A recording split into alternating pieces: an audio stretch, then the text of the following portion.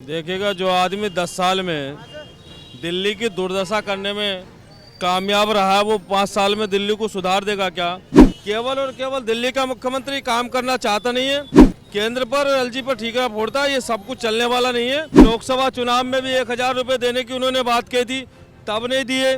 चुनावी मौसम है और कहीं ना कहीं जो राजनीतिक गर्मा गर्मी है दिल्ली में वो बहुत ऊंचे लेवल पे चल रही है। पर केजरीवाल साहब इस बार फिर से दावा कर रहे हैं और दिल्ली वासियों से ये प्रार्थना कर रहे हैं कि 5 और साल चाहिए।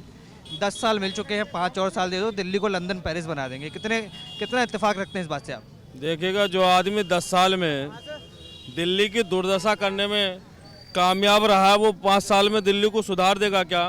दिल्ली को पेरिस बना देगा क्या? ये सब झूठ का पुलंदा है। और केजरीवाल साहब एक्सपोज हो गए हैं जनता के सामने। दिल्ली की जनता जनार्दन ने उनको एक्सपोज कर दिया है कि आप केवल और केवल झूठ बोलने की नाट की राजनीति करते हैं, इसके अलावा आप कुछ नहीं करते।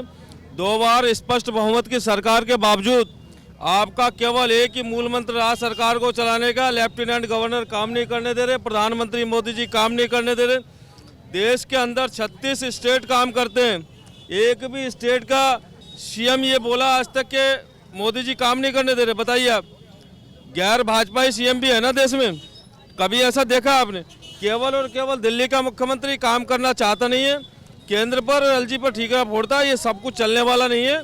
दिल्ली की जनता ने ठान लिया, केजरीवाल को भगाना और भाजपा को लाना है। पर वो वादे कर रहे हैं, कहीं ना कहीं लबलुबान वादे किए जा रहे हैं कि 2100 महिलाओं को देंगे, 18,000 पुजारी ग्रंथों को देंगे, फ्री बस यात्रा दे रहे हैं, बिजली माफ़ कर रहे हैं, पानी माफ़ कर रहे हैं। कह रहे हैं अब जब 5 साल अगले मिलेंगे तो सारे नलों से मीठा पानी आएगा। देखिए, आप देश के चौथे स्तंभ है और आपको ये क्वेश्चन करने का मुझे लगता है कि सवाल ही नहीं करना चाहिए।